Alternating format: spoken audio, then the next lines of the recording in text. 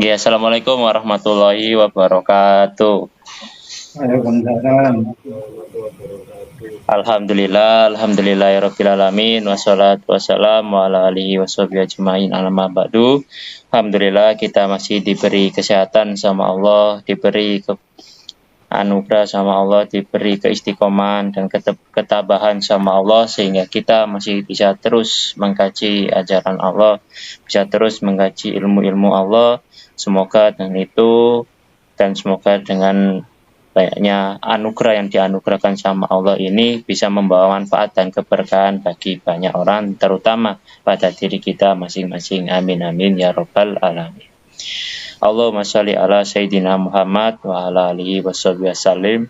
Semoga kita dapat berharap hidup seperti halnya harapan hidup Rasulullah Sallallahu Alaihi Wasallam, yang semoga dengan itu kita bisa tergolong jadi golongan orang-orang yang istiqomah dan berakhir husnul khotimah. Amin amin ya robbal alamin. Pada pertemuan kajian hari ini, tema yang akan dibahas adalah menangislah sebelum ditangisi. Nah, ini menarik nih temanya. Bagaimana maksudnya dan bagaimana apa dan uraian yang akan disampaikan. Yang menyampaikan yaitu Pak Abadi. Nah, ini bagaimana, seperti apa, seperti biasa nanti setelah ada materi, diskusi, kemudian penutup. Untuk mempersingkat waktu, saya persilakan Pak Abadi untuk mengisi kajian pada hari ini. Monggo, tempat dan waktu saya persilahkan. Assalamualaikum warahmatullahi wabarakatuh. Waalaikumsalam warahmatullahi wabarakatuh. A'udzubillahi minasyaitonirrajim. Bismillahirrahmanirrahim. Alhamdulillahirabbil alamin. Asyhadu an la ilaha illallah wa asyhadu anna Muhammadan abduhu wa rasuluh. Rabbi shrah li sadri wa yassir li amri wa hlul 'uqdatam min lisani yafqahu qawli. Amma ba'du, ya ayyuhal hadirun ittaqullaha haqqa tuqatih wa la tamutunna illa wa antum muslimun. Wa qala ta'ala fil kitabil karim, a'udzu billahi minasyaitonir rajim. Walladzina idza fa'alu fahisatan aw zalamu anfusahum dzakarallaha fastaghfiru dzunubahum. Wa may yaghfiru dzunuba illallah walam yusirru ala ma fa'alu wa hum ya'lamun. Al-ayat. Jamaah yang berbahagia, pada kesempatan yang berbahagia ini tentu kita paling utama adalah panjatkan puji syukur kepada Allah SWT dengan ucapan alhamdulillahirabbil alamin. Di malam hari ini kita diberi kesempatan untuk thalabul ilmi dalam rangka isian kajian rutin agar supaya lebih barokah. Karena itu mari kita tidak lupa untuk selalu sholawat kepada Nabi Muhammad SAW, dan tentunya kita tidak lupa memulai dengan bacaan Bismillahirrahmanirrahim. Bismillahirrahmanirrahim. Kali ini tentu kita tidak lupa bahwa manusia dalam kehidupannya itu penuh dengan tantangan, penuh dengan ujian dan cobaan. Apalagi dalam kehidupan itu dimulai dari kecil sehingga dewasa, setelah bisa menjadi tua. Nah, setelah tua akan kembali lagi ke hadirat Allah Ta'ala. Di dalam surat Al-Imran 135 yang saya bacakan tadi di atas, yang bunyinya demikian. A'udzubillahi minasyaitonirrajim. Walladzina idza fa'alu fahisatan aw zalamu anfusahum dzakarallaha fastaghfiru dzunubihim. Wa may yaghfiru dzunuba illallah wa lam yusirru ala ma fa'alu wa hum ya'lamun. Demikian juga orang-orang yang apabila mengerjakan perbuatan keji atau menzalimi diri sendiri, mereka segera mengingat Allah lalu memohon ampunan atas dosa-dosanya.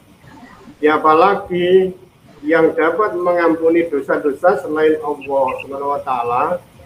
Mereka pun tidak meneruskan apa yang mereka kerjakan, perbuatan dosa itu, sedangkan mereka mengetahuinya. Dalam hal ini, kalau dalam memaknai Al-Quran di situ adalah bisa kita tafsirkan, kalau menurut tafsir NU online itu demikian sebagai berikut. Tafsir wajibnya bahwa surat Al-Imran 135 itu menjelaskan, setelah Allah menjelaskan sikap penghuni surga ketika menghadapi orang lain, maka dia menjelaskan sikap mereka terhadap diri sendiri. Nah, mereka adalah orang-orang yang apabila mengerjakan perbuatan keji, yaitu dosa besar, yang akibatnya tidak hanya menimpa diri sendiri, tetapi juga orang lain. Seperti apa? Ya seperti zina, pembunuhan, dan riba, atau menzalimi diri sendiri dalam bentuk pelanggaran apapun yang akibatnya hanya pada pelaku saja. Baik dosa tersebut dilakukan dengan sengaja ataupun tidak sengaja. Maka segera mengingat Allah dan bertaubat, lalu memohon ampunan atas dosa-dosanya. Sungguh Allah Maha Pengampun, dan siapa lagi yang dapat mengampuni dosa-dosa selain Allah? Dan setelah bertobat, mereka tidak meneruskan atau mengulangi perbuatan dosa ini. Sedangkan mereka mengetahui dan menyadari akibat buruk dari perbuatan dosa, dan menyadarkan mereka untuk segera bertobat. Ini menurut tafsir online, NU online. Nah, untuk tafsir tahlilinya, bahwa orang yang mengerjakan perbuatan keji atau menganiaya diri sendiri, kemudian mereka segera meminta ampun kepada Allah dan tidak mengulangi lagi perbuatan itu. Para mufasir membedakan antara perbuatan keji fahisah dengan menganiaya diri sendiri, zulm. Nah, mereka itu mengatakan perbuatan keji adalah perbuatan yang bahayanya tidak saja menimpa orang yang berbuat dosa, tetapi juga menimpa orang lain dan masyarakat. Menganiaya diri sendiri ialah berbuat dosa, di mana bahayanya hanya dirasakan oleh orang yang mengerjakan. Perbuatan keji seperti berzina, berjudi, menfitnah, dan sebagainya. Perbuatan menganiaya diri sendiri seperti memakan makanan yang haram, itu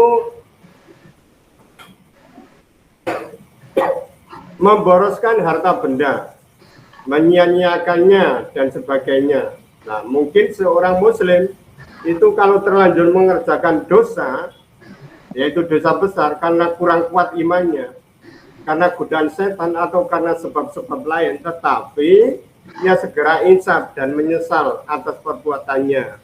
Nah, kemudian ia memohon ampun kepada Allah SWT dan bertobat dengan sebenar-benarnya tobat, serta berjanji kepada diri sendiri tidak akan mengerjakan lagi, maka Allah akan menerima tobatnya.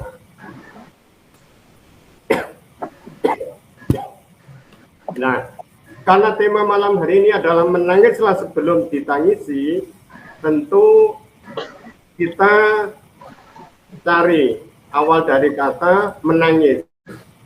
Menangis adalah ekspresi emosional, di mana emosional ini sering kali dianggap sebagai tanda kelemahan, namun dalam konteks spiritualitas dan keagamaan, menangis dapat menjadi bentuk pengharapan, bentuk penyesalan, dan pengingat akan kekurangan diri.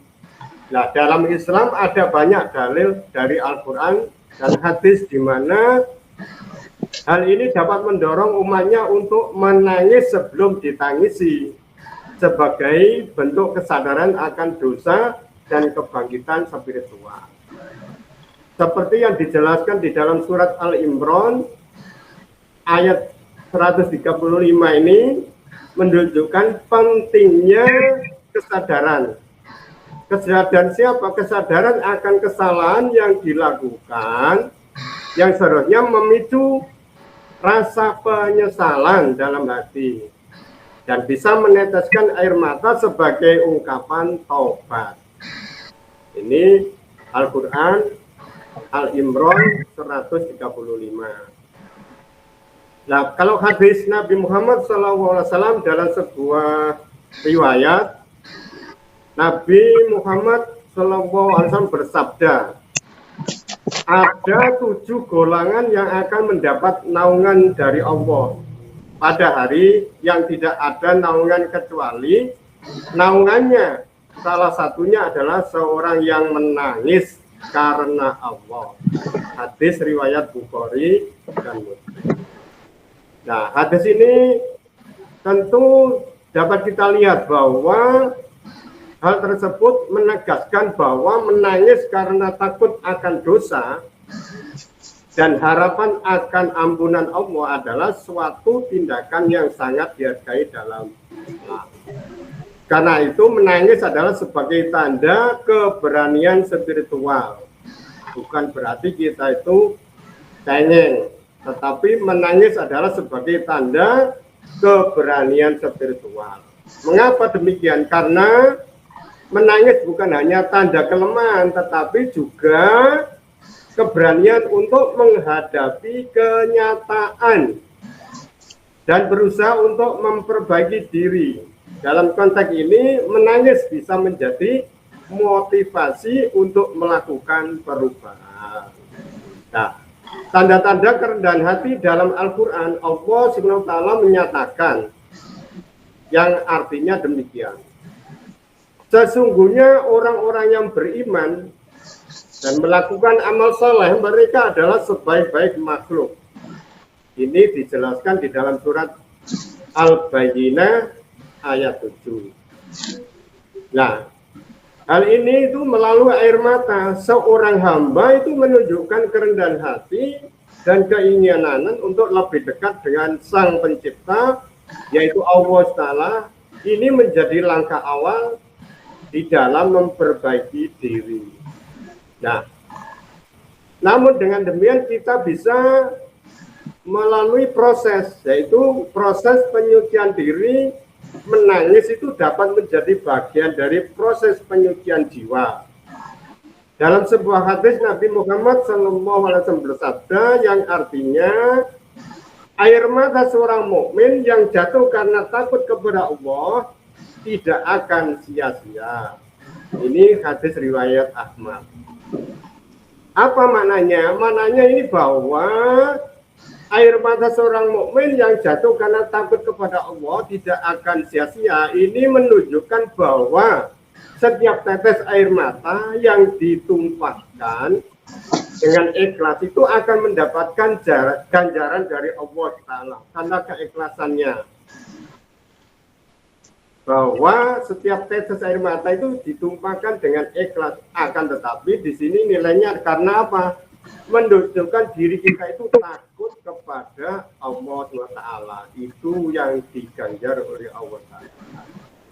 Jadi menangis sebelum ditangisi adalah panggilan. Panggilan untuk apa? Untuk merenungkan kehidupan dan kesadaran akan dosa-dosa. Ya, dalam perspektif Islam tentu menangis adalah harus diniati karena Allah SWT, karena Allah adalah wujud penyesalan dan harapan untuk mendapatkan ampunannya. Nah, melalui Al-Quran dan hadis tentu kita diajarkan bahwa air mata tidak hanya mengekspresikan kesedihan, tetapi juga merupakan cermin dari keimanan, cermin dari kerinduan. Untuk apa? Untuk bertobat. Oleh karena itu, mari kita memanfaatkan waktu kita ini selama hidup ini untuk selalu merenung dan merenung, menangis dan menangis. Tentu dibarengi dengan berdoa agar kita selalu berada dalam lindungan Allah SWT. Lalu kalau ada pertanyaan penyebab mengapa kita harus menangis sebelum ditangisi, kalau ada pertanyaan semacam itu, bahwa menangis sebelum ditangisi ini memiliki beberapa penyebab. Penyebabnya apa? Penyebab yang mendalam dan penting dalam konteks spiritual dan psikologis adalah beberapa alasan utama, yaitu karena penyebab menangis itu yang pertama adalah kesadaran akan dosa. Mengapa demikian? Karena menangis dapat muncul dari kesadaran akan kesalahan dan dosa yang telah dilakukan. Ketika seorang menyadari betapa banyaknya kesalahan yang telah diperbuat, tentu air mata ini seringkali menjadi ekspresi penyesalan dan permohonan ampun kepada Allah SWT. Di dalam Islam itu pengakuan akan kesalahan adalah langkah awal menuju tobat. Ini yang pertama, yaitu kesadaran akan dosa. Yang kedua apa? Yang kedua adalah rasa takut akan azab Allah SWT yang akan diberikan atau yang akan menimpa kepada kita. Itu menyebabkan kita menangis. Karena apa? Karena rasa takut terhadap azab Allah itu juga menjadi penyebab seorang menangis. Nah, ketika kita merenungkan konsekuensi dari perbuatan buruk, ketakutan akan menghadapi hukuman di akhirat nanti, tentu dapat mendorong kita untuk menangis dan berdoa agar supaya dijauhkan dari neraka. Nah, dalam konteks ini air mata menjadi simbol. Simbol apa? Yaitu harapan untuk mendapatkan ridho Allah, untuk mendapatkan ampunan dan rahmat Allah. Ini yang kedua. Yang ketiga apa? Yang ketiga adalah keinginan untuk mendekatkan diri kepada Allah SWT, di mana menangis merupakan bentuk kerinduan untuk lebih dekat dengan Allah SWT. Ketika hati kita tergerak untuk bersimpuh dan berdoa, air mata menjadi ungkapan dari keinginan untuk merasakan kehadiran Allah. Dalam keadaan sujud dan menangis, kita bisa merasakan kedekatan dengan Sang Pencipta yang memberikan ketenangan dan harapan. Itu yang ketiga, yaitu dengan keinginan untuk mendekatkan diri kepada Allah. Yang keempat, penyucian jiwa. Jadi menangis itu bisa menjadi penyucian jiwa dari kekotoran-kotoran yang selama ini kita lakukan dalam kehidupan. Karena itu penyucian jiwa di sini adalah menangis diartikan sebagai salah satu cara untuk menyucikan jiwa dari beban emosional dan spiritual. Dalam proses refleksi diri, air mata ini membantu kita melepaskan rasa sakit. Rasa sakit sekali. Nah, penyesalan dan kekecewaan sehingga jiwa ini menjadi lebih ringan dan siap untuk memperbaiki diri, menjadi proses penyembuhan yang penting dalam kehidupan spiritual. Yang kelima adalah dorongan untuk berubah. Mengapa demikian? Karena menangis sebelum ditangisi itu merupakan dorongan untuk melakukan perubahan positif di dalam kehidupan kita sehari-hari ini. Ketika kita menangis karena kesadaran akan kekurangan diri, itu menjadi motivasi untuk berusaha yang lebih baik dan lebih baik dan lebih baik. Di mana air mata ini menandakan bahwa keinginan untuk bertransformasi itu menjadi pribadi yang lebih baik dan lebih baik, baik dalam hubungan dengan Allah maupun dalam hubungan sesama manusia. Alhamdulillah wa hablum minallah. Yang keenam adalah karena kepedihan dan empati. Menangis juga ini bisa muncul dari rasa empati terhadap orang lain yang mengalami kesulitan. Melihat penderitaan orang lain dapat menyentuh hati dan membuat kita merasa tergerak. Untuk apa? Untuk berdoa paling tidak. Syukur-syukur bisa membantu apa yang dibutuhkan orang lain yang kekurangan itu.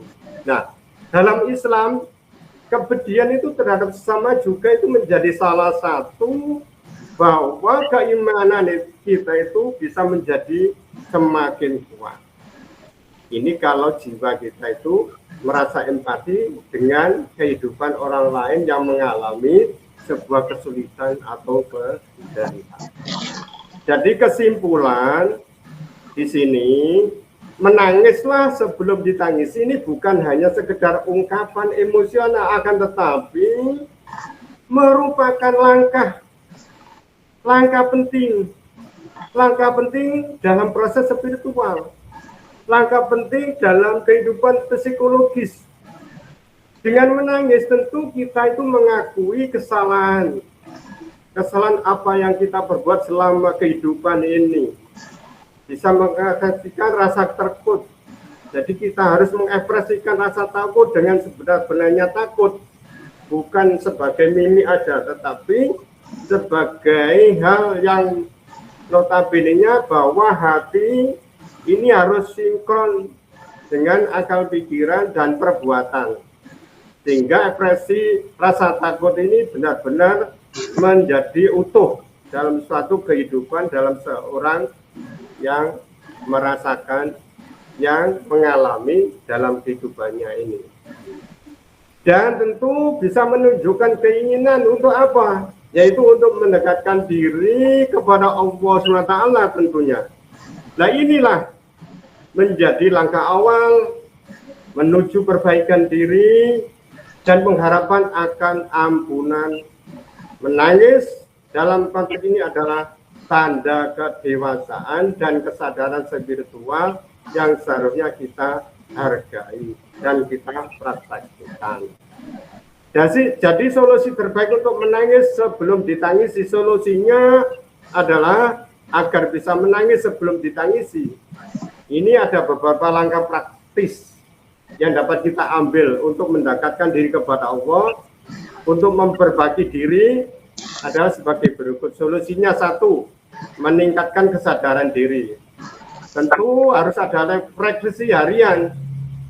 Meningkatkan kesadaran diri harus ada refleksinya dalam kehidupan sehari-hari. Apa itu? Yaitu meluangkan waktu setiap hari untuk merenungkan perbuatan kita. Apa yang sudah dilakukan dan apa yang salah. Dan bagaimana kita bisa memperbaikinya. Nah, meningkatkan kesadaran diri yang seterusnya adalah dengan menulis tentang pengalaman dan perasaan kita. Dapat membantu kita memahami diri sendiri dan mendorong kita untuk lebih dekat dengan Allah Ta'ala. Jadi refleksi harian dan jurnal berarti. Ini yang pertama. Yang kedua, yaitu berdoa dengan tulus, ikhlas. Setiap saat, setiap waktu, setiap detik nafas kita. Itu untuk selalu berdoa minta ampun kepada Allah.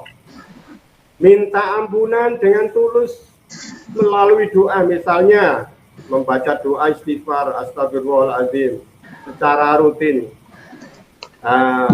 dan lain sebagainya, dan membaca kalimat thayyibah yang lainnya. Tentu di mana kita kalau kita berdoa kalau agar tidak menangis sebelum ditangisi, yaitu yang afdal itu adalah astagfirullah Rabbi min kulli zanbin wa atubu ilaihi. Ini berdoa dengan tulus. Berdoa di waktu mustajab tentunya. Kita harus mencari waktu-waktu yang dimana kita anggap mustajab untuk berdoa. Seperti saat sujud dalam sholat malam hari atau pada hari Jumat. Ini berdoa dengan tulus. Yang kedua. Yang ketiga solusinya adalah membaca Al-Quran.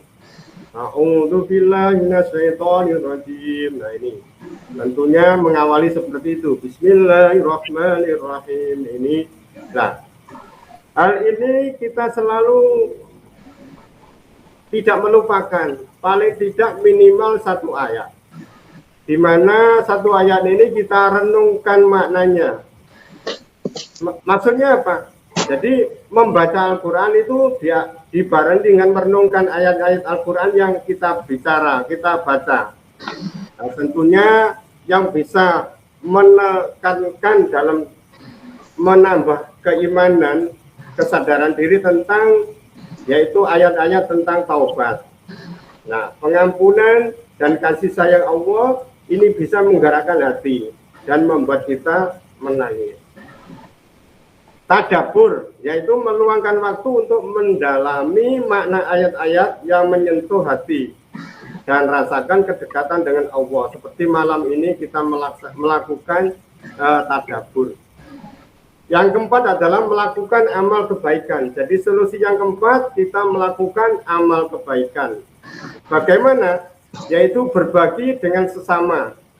Baik yang kita punya, kalau punya ilmu, kita bagikan ilmu kita kepada sesama. Lakukan amal baik itu sedekah, membantu orang yang membutuhkan, atau melakukan tindakan kebaikan lainnya, seperti amal yang dapat menjadi penghapus dosa dan mendekatkan diri kita kepada Allah. Aktif dan komunitas. Jadi aktif, kita harus aktif di komunitas. Dalam hal ini kita harus bergabung dengan komunitas yang mempunyai diri agar supaya kita dibawa ke dalam kebaikan. Seperti komunitas kajian pada malam hari ini adalah sebuah komunitas yang mengajak dalam kebaikan. Agar supaya apa? Kita itu memiliki tujuan baik sehingga bisa saling mengingatkan dan mendorong dalam kebaikan. Yang kelima adalah bertobat secara ikhlas. Maksudnya apa? Yaitu tobat nasuha. Lakukan tobat yang tulus dengan menyesali dosa-dosa dan bertekad untuk tidak mengulangi dari kesalahan yang kita perbuat. Nah, pastikan untuk mengubah perilaku ke arah yang lebih baik. Memperbaiki hubungan dengan orang lain. Sering-sering kita berbuat baik kepada orang lain. Baik, itu paling utama adalah berbuat baik kepada diri, keluarga, anak saudara, dan tetangga. Jadi jika ada kesalahan terhadap orang lain, segera kita minta maaf dan perbaiki hubungan. Yang keenam adalah menghadiri majelis ilmu. Maksudnya apa? Ya kita harus belajar dari ustadz atau ulama. Di mana kalau kita menghadiri majelis ilmu ini dapat memberikan apa? Pencerahan dan memperkuat iman. Diskusi tentang ajaran Islam bisa nggak membangkitkan kesadaran spiritual kita. Dan mendengarkan ceramah. Dengarkan ceramah atau bacaan Al-Quran yang bisa menyentuh hati kita, membawa ketebalan iman dan dapat menginspirasi kita untuk bertobat. Jadi akhir daripada solusi ini bahwa menangislah sebelum ditangisi bukan hanya tentang emosional, tetapi juga langkah nyata untuk memperbaiki diri kita ini dalam beribadah, baik itu ibadah madhab maupun Ramadan, baik itu hubungan kepada Allah maupun hubungannya kepada manusia. Jadi dengan demikian kita akan bisa meningkatkan kesadaran diri dan bisa meningkatkan kekualitasan berdoa kita dan bisa aktif untuk membaca Al-Quran, melakukan amal kebaikan dan selalu terus bertobat dan bertobat, terus belajar dan belajar, di mana agar supaya kita ini dapat menciptakan perubahan positif, terutama dalam kehidupan kita, dalam kehidupan keluarga kita, dalam kehidupan bermasyarakat kita, yaitu dengan melalui semua tindakan ini tentu kita dapat menangis. Karena apa? Yaitu karena kesadaran akan kekurangan yang kita miliki ini. Dan kita bisa merasakan kedekatan dengan Allah, di mana pada gilirannya menghindarkan kita dari penyesalan di kemudian hari. Jadi menangislah sebelum ditangisi ini adalah sebuah hal yang tidak boleh tidak, dan tentu harus selalu menyertai dalam kehidupan kita agar keimanan, keislaman, dan kesadaran kita untuk sesama manusia ini akan lebih kuat dan akan lebih tepat. Demikian kurang lebihnya yang saya sampaikan. mohon dimaafkan dan bisa kita saling melengkapi dan untuk mendiskusikannya. Akhirul kalam, mohon maaf, Fidina Siratul Mustaqim, wabillahi taufiq wal hidayah. Assalamualaikum warahmatullahi wabarakatuh. Waalaikumsalam warahmatullahi wabarakatuh. Terima kasih Pak Badi atas pemaparan materi pada pertemuan hari ini.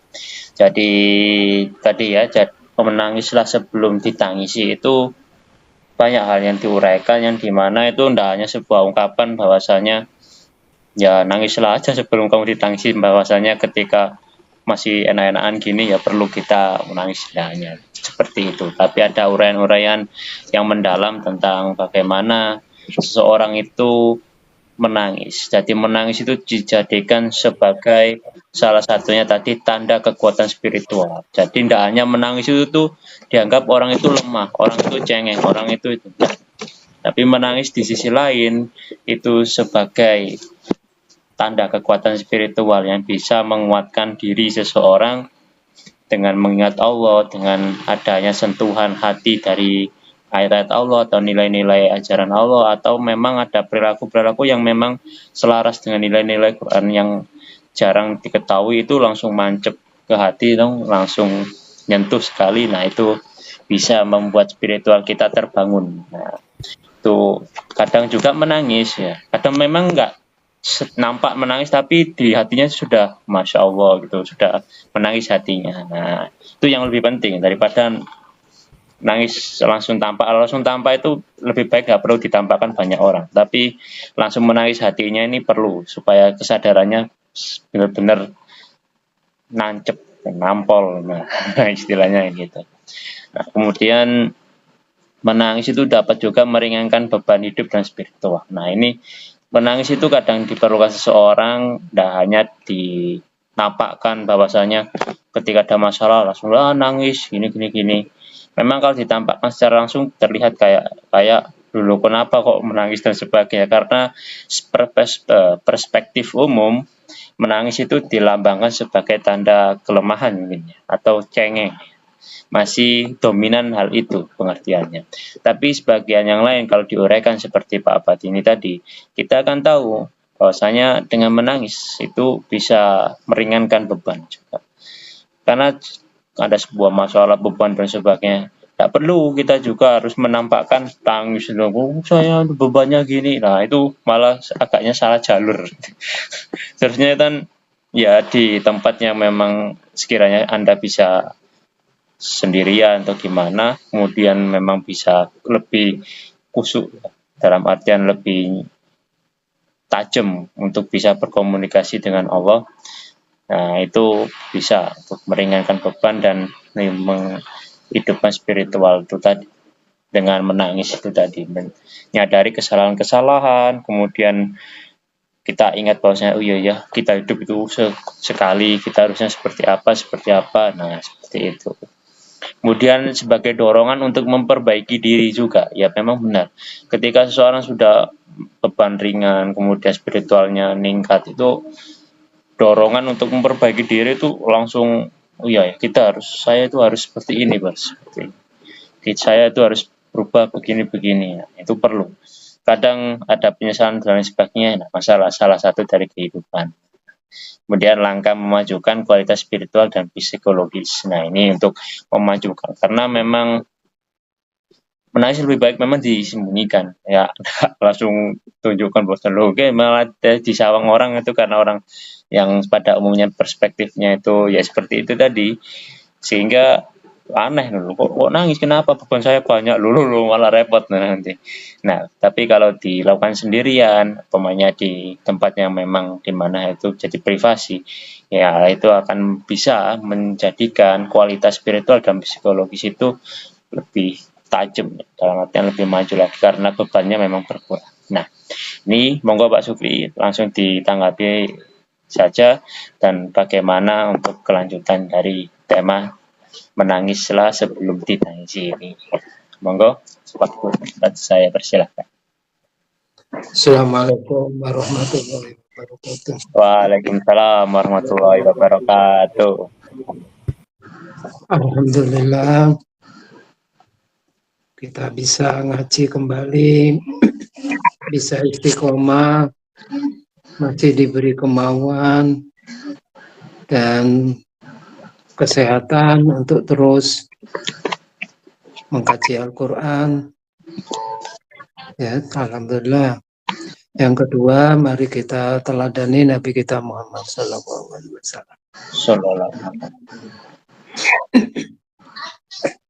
Dalam ini judulnya bagus sekali ya. Menangislah sebelum ditangisi. Hanya saja persoalannya, bisakah kita menangis?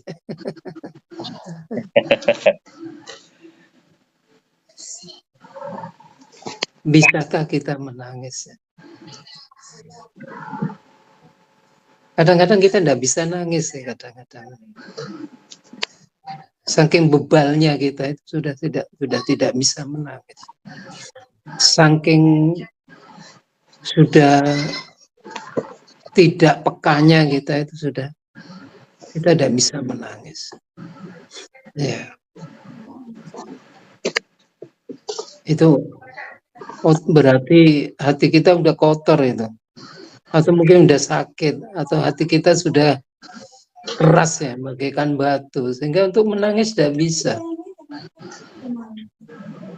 Hati kita udah tertutup untuk itu, sehingga kita tidak terasa bunga itu sombopo dinasihati ya wis gak kroso, karena kita udah bebal ya. Itu yang pertama. Jadi bisakah kita menangis?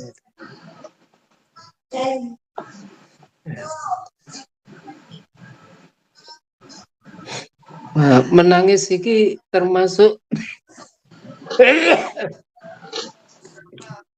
sifat Tuhan ya. Bahasa Qur'ane apa menangis?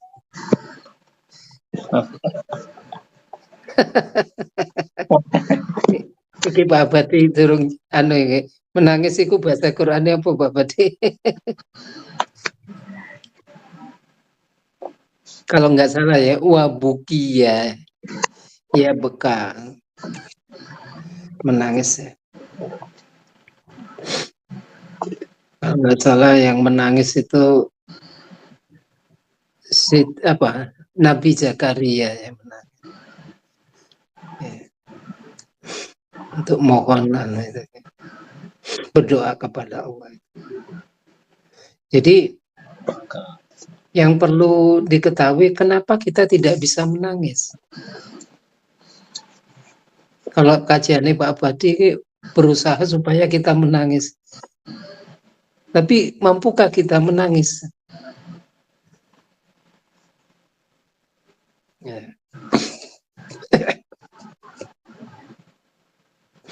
Nah, menangis ini kan hubungannya dengan kalau ada IQ, EQ, dan SQ ya. Menangis, kalau IQ itu apa itu intellectual question, itu tidak mungkin kita menangis. Dia hanya mempertimbangkan aja baik buruk dan sebagainya, sedang ukuran-ukuran dan sebagainya itu. Yang bisa itu kalau kita mempunyai emotional questionnya tinggi. Ya. Itu baru kita bisa menangis.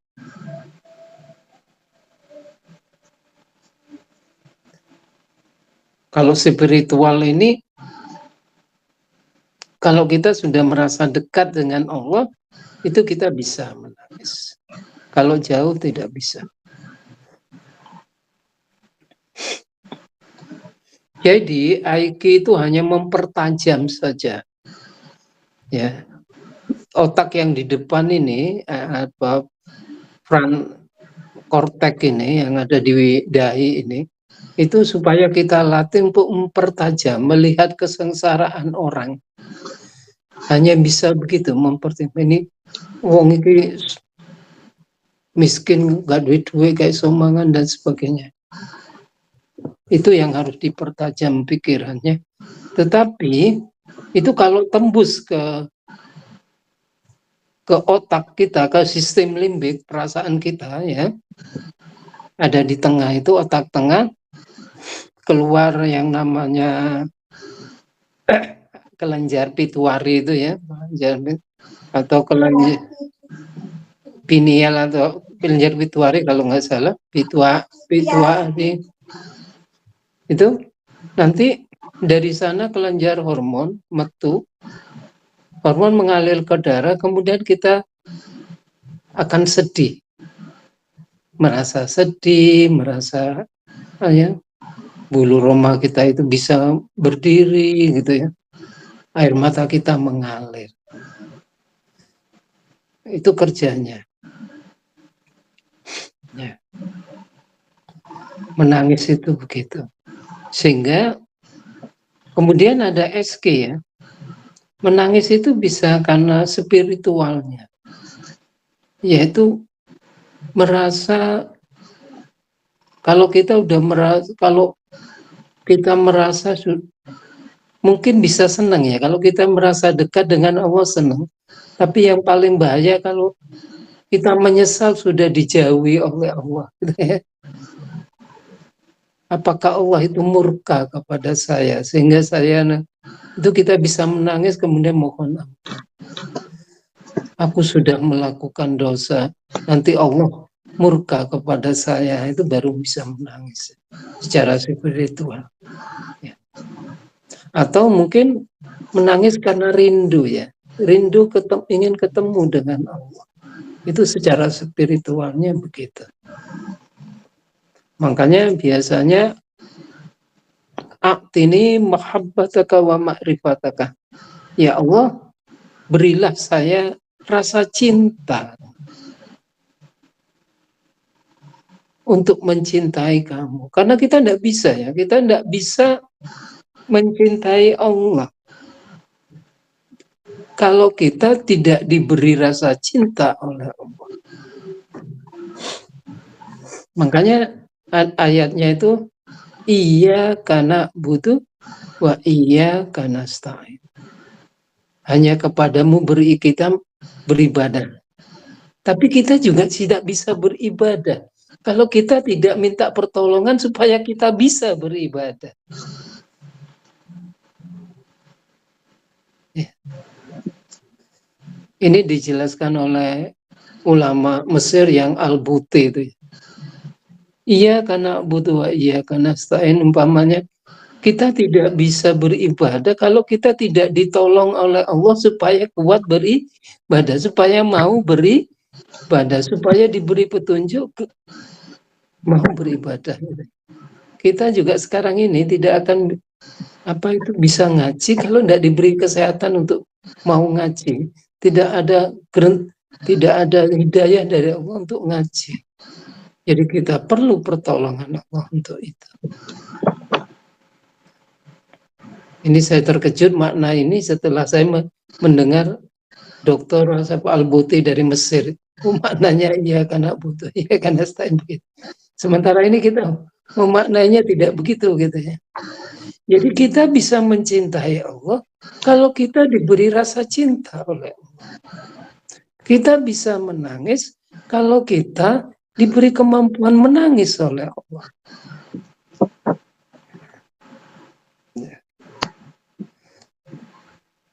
Itu.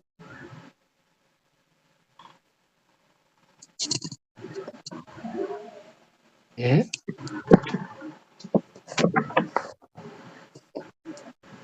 Apa sih kecerdasan emosional itu ya? Satu, muhasabah, menghitung-hitung.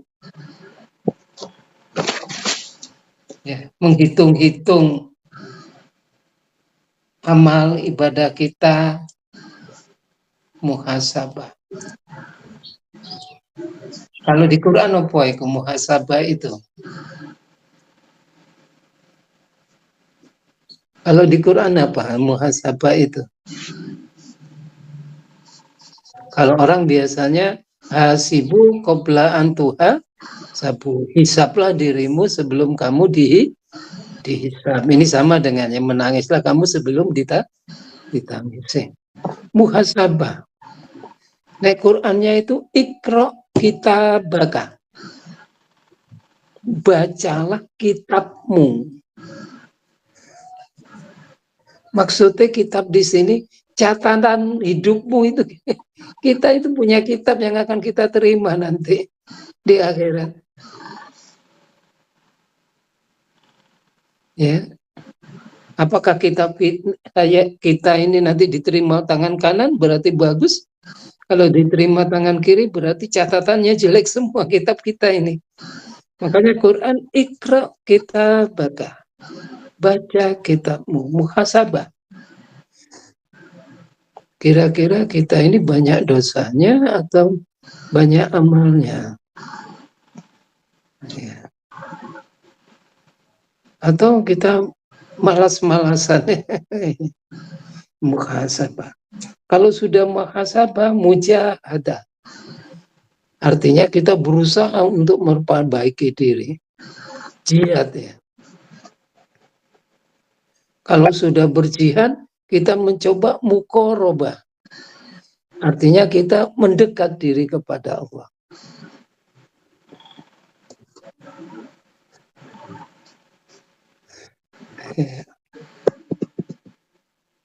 Nah, itu yang dimaksud kecerdasan emosional. Karena ini melibatkan, kalau dalam Al-Quran kita itu tidak mungkin menangis kalau kita tidak punya qalbun salim ya. Hati yang bersih. Kalau hatinya mungkin marid, sakit, atau tertutup, atau khotamallahu qulubuhum, atau summa qasat qulubuhum, artinya keras, tapi orang itu hanya bisa menangis kalau atawah biqalbin salim. Dia mendatangi Allah dengan hati yang bersih. Jadi muqarabah. Mendekati Allah dengan hati yang bersih. Itu baru bisa menangis.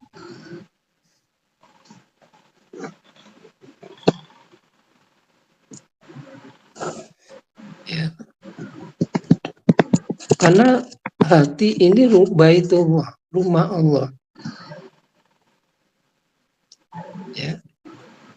Makanya kalau di dalam Al-Quran itu kita bisa menangis itu kalau kita sudah ya ayat a'udzubillahi minasyaitonir ya ayat Tuhan nafsul mutmainnah. Udah sampai mutmainnah. Kalau masih tidak mutmainnah, kepribadian kita tidak bisa mutmainnah, itu belum bisa menangis.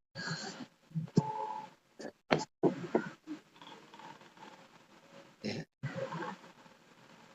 Kalau sudah mutmainnah, irji'i ila rabbiki radiyatan mardiyah.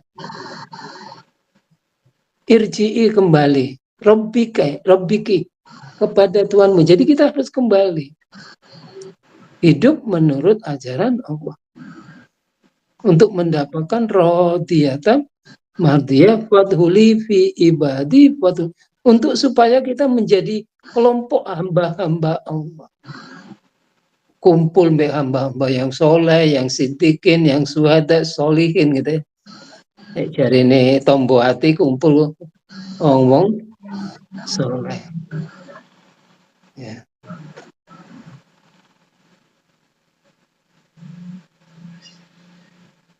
Kalau katanya hadis Nabi, orang yang cerdas adalah orang yang selalu ingat kematian dan mempersiapkan menghadapinya.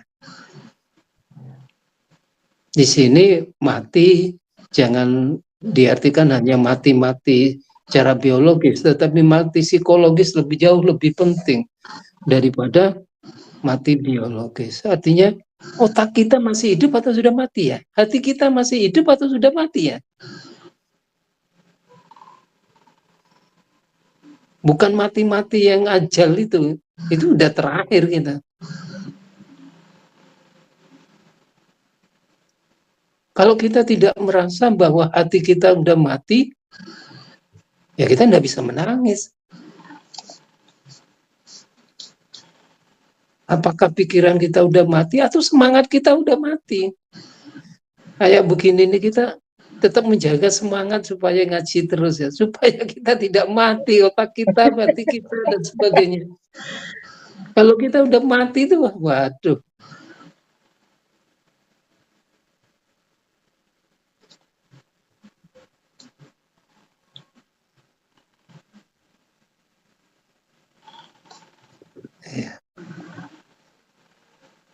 Jadi hadis itu maknanya seperti itu ya.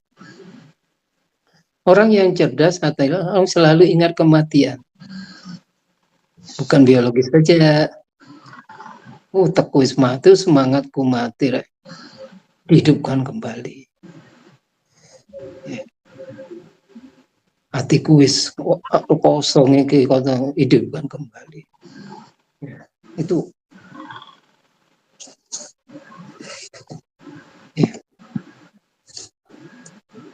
Itu kecerdasan emosional. Jadi kadang-kadang kita ya itu bisakah kita menangis? Mengakui kadang-kadang kalau kita melihat cerita-cerita Abu Bakar setiap baca Quran nangis ya. Apakah kita setiap baca Quran nangis atau tenang santai saja? Plek sopo saja nih. Basah ya, sampai janggut-janggutnya. Pernahkah kita begitu? Saya kira tidak pernah juga gitu. Nek haru mungkin iya ya. Haru mungkin iya. Tapi sampai begitu banyak air mata mengalir itu kita mungkin tidak pernah ya. Paling ya hanya sekedar berkaca-kaca gitu kita itu. Kaca ya. Tapi yang banyak itu biasanya ya. Ayo, kira-kira sing akeh menangis soalnya karena apa ya? Terutama wong wedok.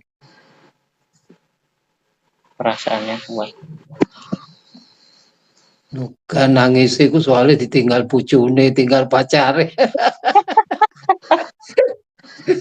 Gak duit-duit, susah.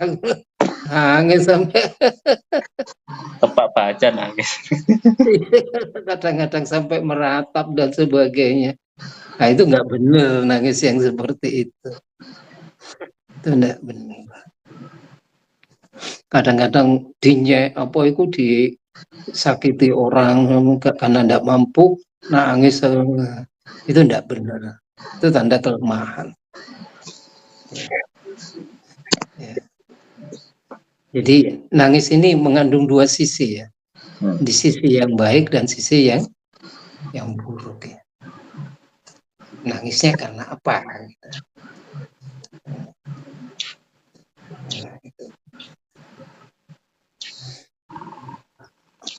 Asumsi ya, ini asumsi kerja emosi itu begini. Manusia itu merasa dulu. Jadi kalau kita melihat orang miskin gitu ya, wong gak iso mangan, itu dulu yang rasa itu muncul dulu. Setelah itu, setelah dirasakan, baru ada pemikiran ya. Baru mikir, apa ya kok nangis gitu, baru pemikiran. Kemudian setelah pemikiran baru ada tindakan. Seperti itu. Itu kalau melihat suasana itu. Kalau kita melihat diri sendiri gimana? Ya. Supaya kita bisa menangis gitu ya. Ya. Merasakan dulu. Rasa nose, apakah kita jauh dari Allah atau tidak? Kita banyak muhasabah dulu, apakah kita banyak dosanya atau tidak? Apakah kita sudah melakukan kesalahan yang besar atau tidak? Atau kita kecewa terhadap takdir Allah atau tidak? Baru nanti muncul pikiran, apa ya kok gini? Terus baru ada tindakan, kita beribadah, bertobat itu kepada Allah. Itu jalannya. Jalan emosi itu seperti itu ya.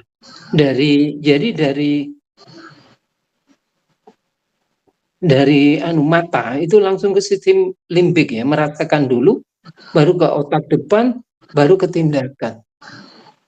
Seperti itu kerjanya.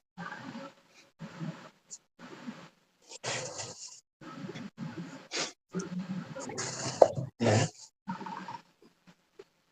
Biasanya orang yang hatinya kaku itu ya, tanda-tandanya selalu mencari kesalahan orang.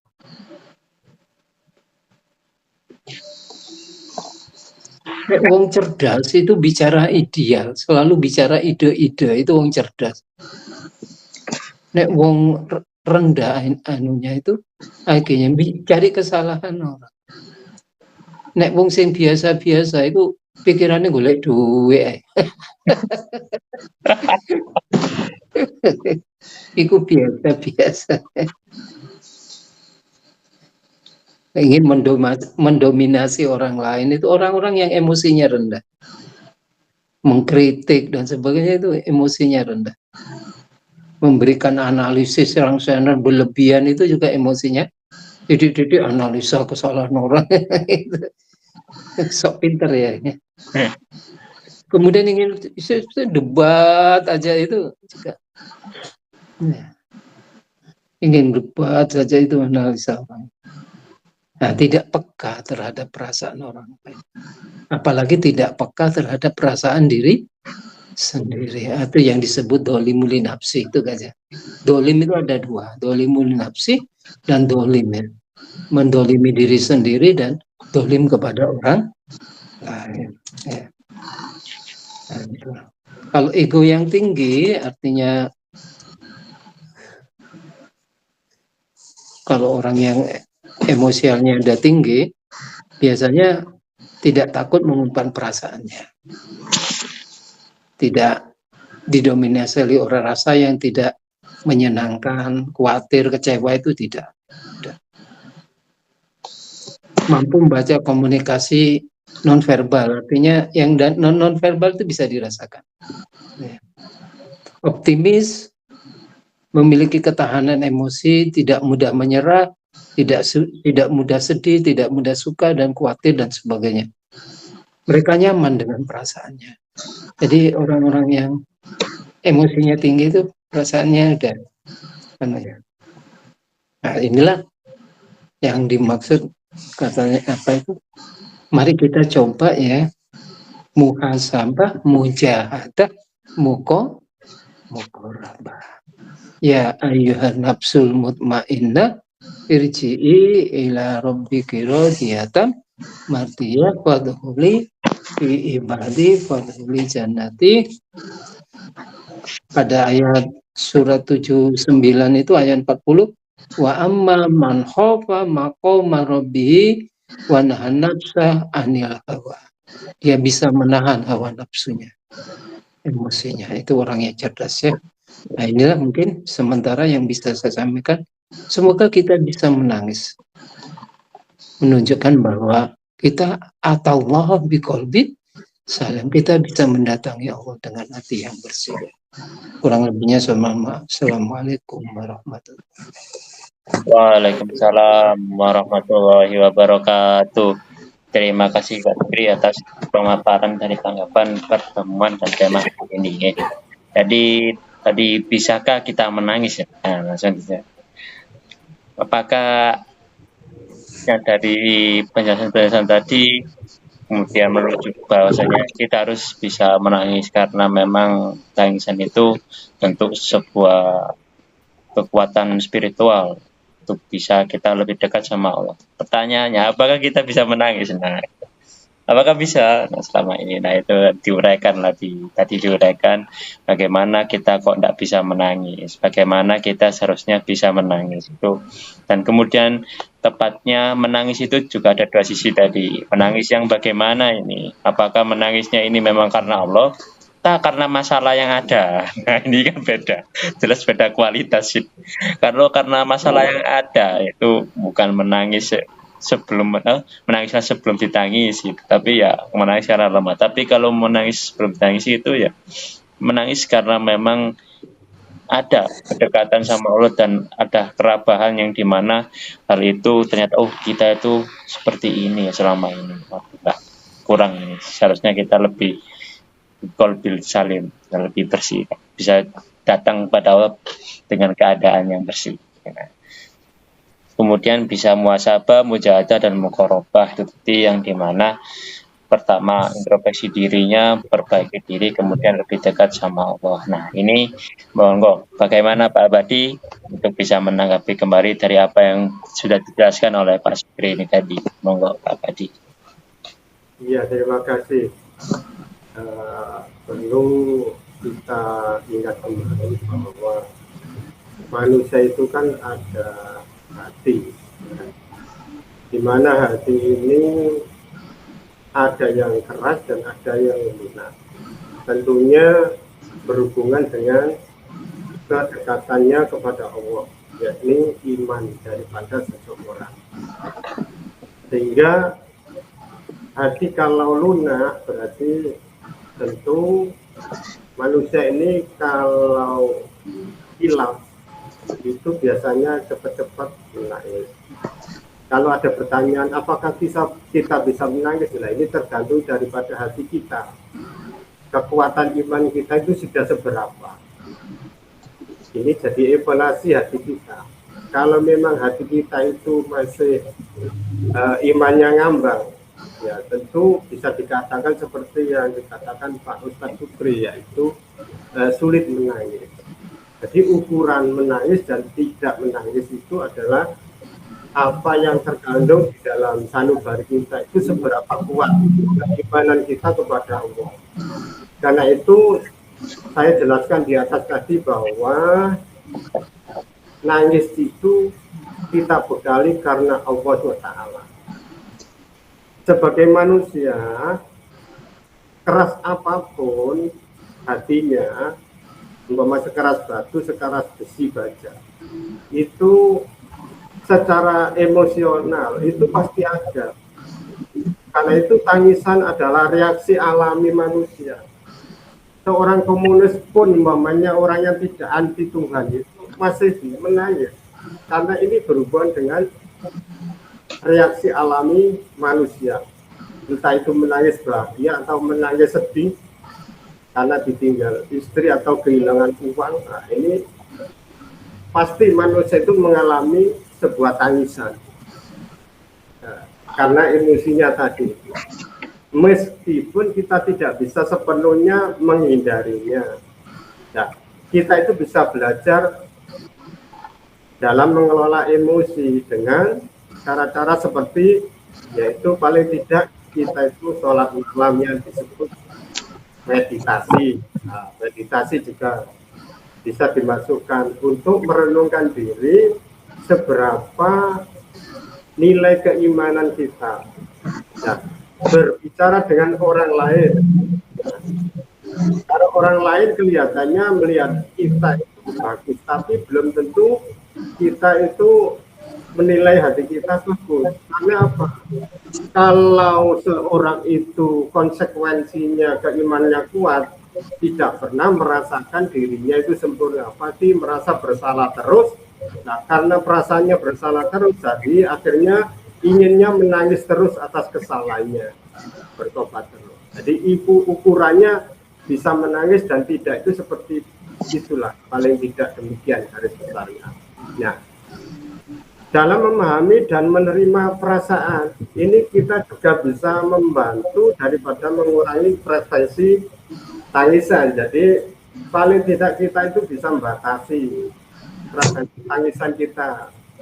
Nah, terutama tangisan tidak harus dibunyikan dengan mulut, tidak, tetapi tangisan itu juga bisa karena apa kok berbesmili. Nah, hatinya itu menahan tangisan, akhirnya ditahan karena mendalamnya kekilafan daripada ingin tobatnya kepada Allah. Nah, akhirnya keluarlah berbesmili karena apa? Tangisannya sangat kuat, tidak sampai bisa karena ngempet menahan tangisan, akhirnya air mata atau air matanya menetes berbesmili. Kalau di dalam surat Al-Isra 109 itu menangis itu seringkali dihubungkan dengan rasa takut kepada Allah. Pada umumnya seperti itu. Apalagi kita selaku umat Islam. Nah, kecuali orang yang keras hatinya itu tadi seperti batu itu Tetapi bagaimanapun emosionalnya manusia itu karena alami pasti tidak menangis. Tidak boleh, tidak pasti kita menjumpai bahwa dia itu pernah menangis. Namun kalau dihubungkan dengan surat Al-Isra 109 itu tadi, bahwa karena kesadaran akan kelemahan diri. Jadi ini adalah berarti orang yang beriman. Misalnya dalam surat Al-Isra itu tadi disebutkan bahwa orang-orang yang mengingat Allah itu bisa menangis. Mendengar ayatnya Allah itu bisa menangis. Nah, kita kembali kepada ukuran daripada keimanan seseorang. Ketundukan mereka itu sudah seberapa kuat sehingga hatinya itu gampang menangis. Bukan berarti menangis bengok-bengok, bukan. Nah, menangis juga itu bisa jadi tanda iman sebagai pengharapan bahwa diri kita itu hanya Allah lah selaku yang memberikan rahmat kepada kita. Itu tadi. Jadi kalau kita titik beratkan pada surat ini, mereka itu menyungkurkan wajah seraya menangis, dan dia Al-Quran menambah kekhusyukan mereka. Nah kemudian bagaimana? Kemudian Allah Ta'ala menambahkan dalam ayat ini sifat-sifat yang tertuju kepada siapa? Yaitu kepada orang yang diberi ilmu. Orang yang diberi ilmu. Memang apa yang dikatakan sebagai tanggapan tadi, orang yang bodoh itu sulit menangis. Ya memang betul. Kalau orang berilmu pasti itu gampang menangis. Mereka ini menelungkupkan muka, bersujud kepada Allah sambil menangis disebabkan apa? Yaitu bermacam-macam perasaan. Karena timbul bermacam-macam perasaan itu akhirnya menangis kepada Allah Ta'ala yang menghentak dada mereka. Nah, seperti perasaan takut kepada Allah, perasaan syukur atas kelahiran Rasul yang dijanjikan pengaruh ajaran-ajaran Al-Quran ini meresap ke dalam apa? Ke dalam jiwa mereka itu. Jadi mendengar ayat suci dibacakan itu bisa menambah kekhusyukan, kan begitu, dan kerendahan hati. Nah, tentu ini juga orang yang beriman tentunya. Nah, dengan demikian mereka itu merasakan betapa kecilnya manusia di sisi Allah SWT.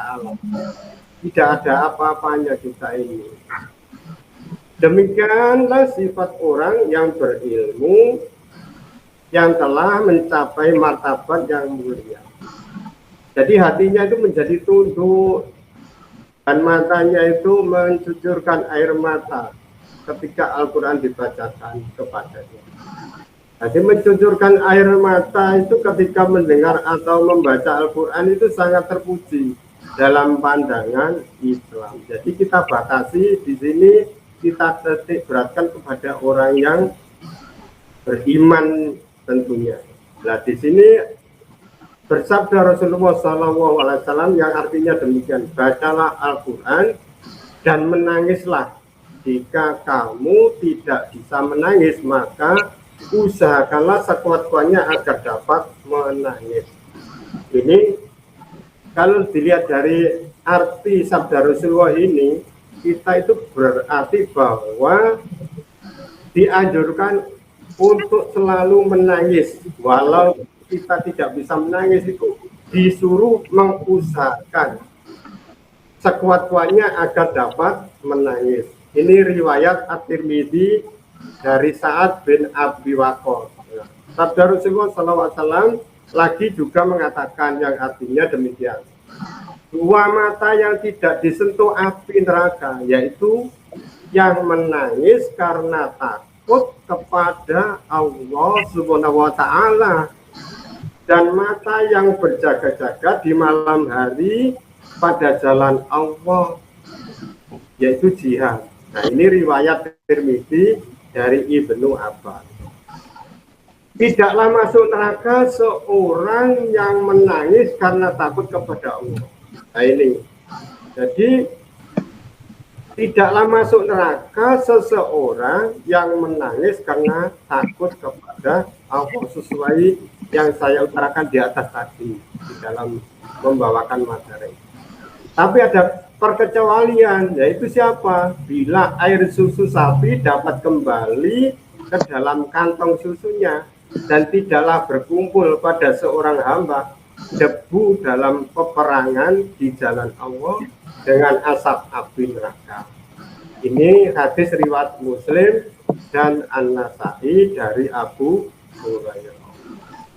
Jadi dapat kita garis bawahi bahwa seseorang itu bisa menangis dan tidaknya itu tergantung daripada sifat kekuatan daripada ilmu dan iman yang dimilikinya. Namun secara alami, secara harfiahnya, sekeras apapun, selemah iman apapun, sampai anti Tuhan, seorang komunis itu, namanya manusia itu kodratnya pasti secara alaminya itu menangis. Jadi menangis karena apa? Ya tergantung daripada apa yang ditangisi seseorang. Demikian, terima kasih. Bisa dilengkapi lagi oleh diskusi ini.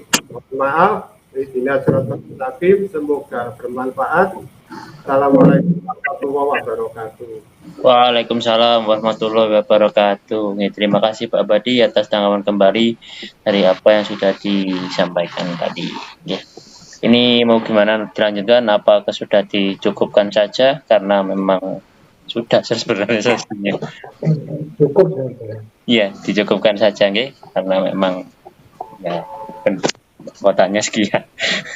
Alhamdulillah kita sudah berakhir pada berujung kajian. Semoga apa yang sudah dipaparkan dan apa yang sudah dijelaskan tadi membawa manfaat dan keberkahan bagi kita semua. Tentunya kita bisa mengambil hikmahnya untuk bisa jadikan kita sebagai bekal kehidupan sehari-hari. Nah, yang bagi kita semua yang menjadi pendengar maupun tentunya bagi yang menyampaikan tadi ya. Untuk kita akhiri seperti biasa dengan bacaan Al-Fatihah. Semoga teman-teman kita, saudara-saudara kita yang sedang mengalami kesusahan dan sedang diuji sama Allah, semoga mereka semua segera bisa diangkat ya kesusahannya, kemudian tentunya bisa berhasil melalui ujian dari Allah sehingga mereka jadi orang yang lebih baik. Amin amin ya rabbal alamin. Dan semoga saja kajian kita ini bisa membawa manfaat dan keberkahan juga, dan insya Allah dengan harapan kita bisa diridhoi dan bisa disayangi sama Allah. Amin amin ya rabbal alamin. Nabi Mustafa Rasulullah sallallahu alaihi wasallam. Al-Fatihah. A'udzu billahi minasyaitonir rajim. Bismillahirrahmanirrahim. Alhamdulillahirabbil alamin. Arrahmanir rahim. Maliki yaumiddin.